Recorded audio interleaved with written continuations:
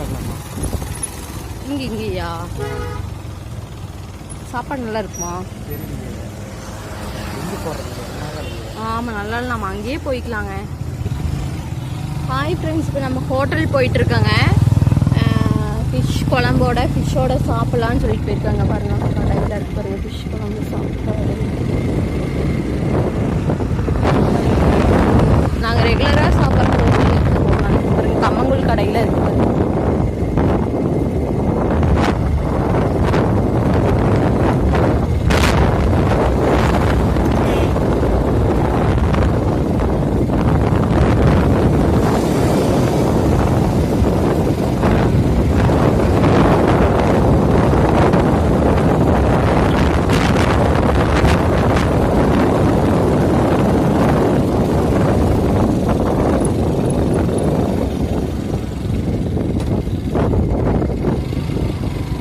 நம்ம சாப்பிட்ற